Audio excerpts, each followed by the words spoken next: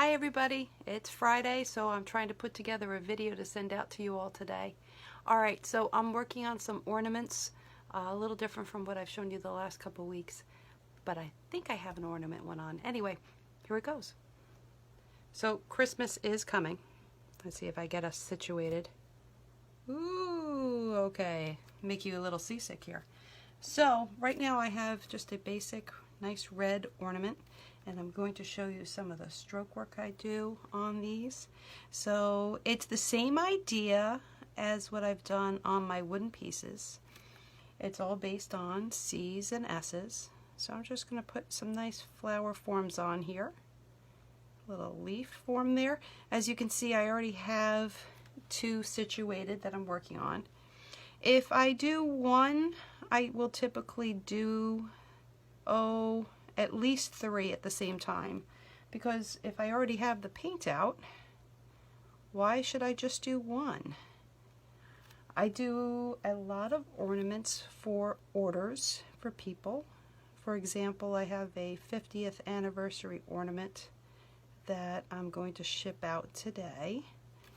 That's from my Etsy store. So I just have a lot of fun with these.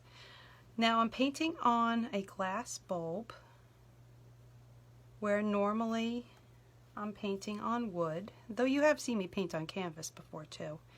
Rosemaling again is an art form that is traditionally done on wood, but it is really fun to be able to take it and paint on other material.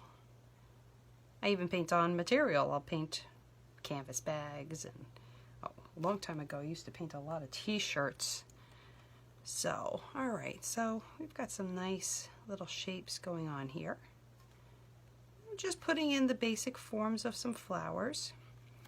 Now, Rosemaling is a folk art from Norway, but I was having a little dialogue back and forth on my Instagram page, and I have to respond again, but I had done a little doodle last night while my daughter was auditioning for All County. She's a bass player, and we were talking about how the forms reminded her of artwork within the Polish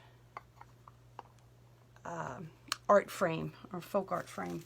And it's funny because Rosemaling and all the other decorative art forms really are all tied together. You know, they're all based on these C's and S strokes, and it's really within the culture, it's taken on lives of its own. In Norway, there are minimum of 15 different styles within Rosemaling.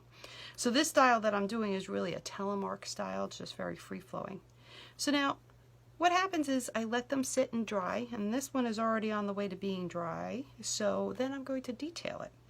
So I have my nice little Jackie Shaw brush, which is no longer made, but I have found a pretty good equivalent, and it was recommended to me in the King Art Original Gold Premium. This is a 9003. Well, that's not the one I was doing, but it is a King Art one.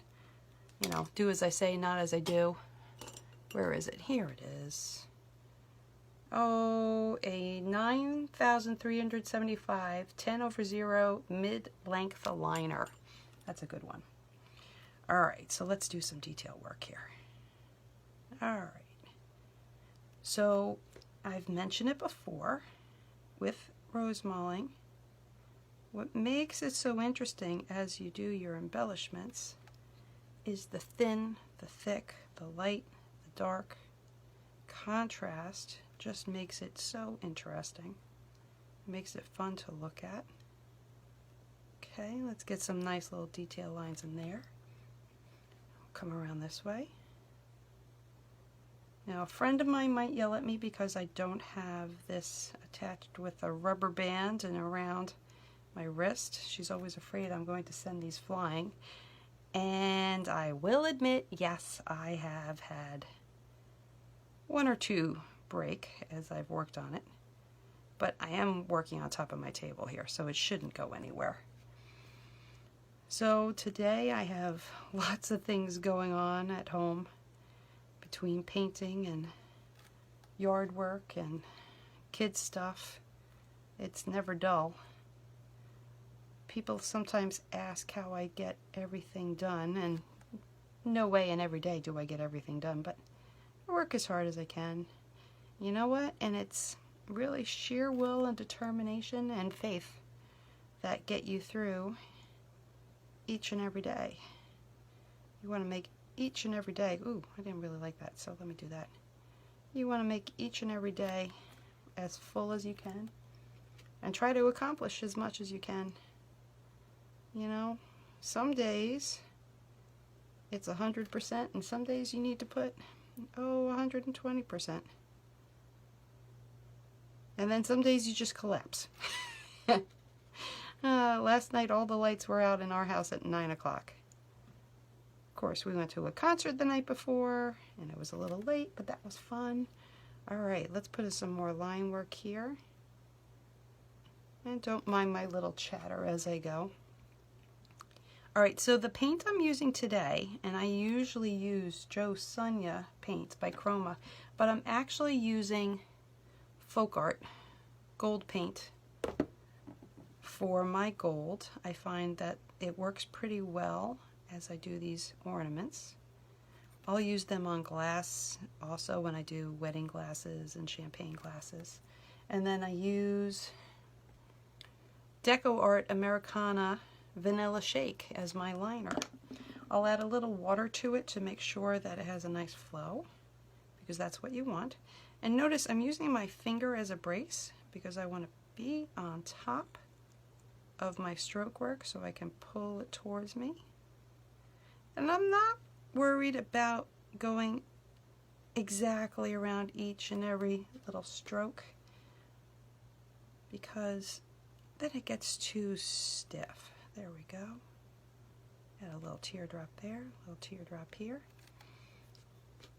Detailing is what takes the time, though.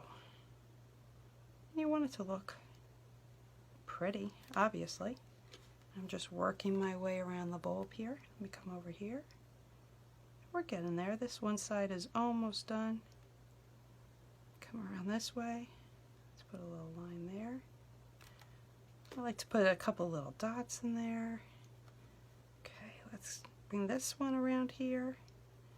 Well, I hope this finds you all well out there, and I hope you've enjoyed this Friday's little video. I plan to have something else next week. Maybe I'll even bring back that welcome sign or one of the other ones. Ooh, didn't like that too much. Oh well. So we'll see what next week brings. You know, as we're getting closer to the holidays, I'm a little manic. So if I ended up bringing back one of my vintage ones from my Facebook page, please excuse me, but I'm trying to bring new ones in. And again, I hope you've enjoyed this. And here's a little example of my Christmas ornaments. Everyone have a blessed day and a blessed weekend. Take care.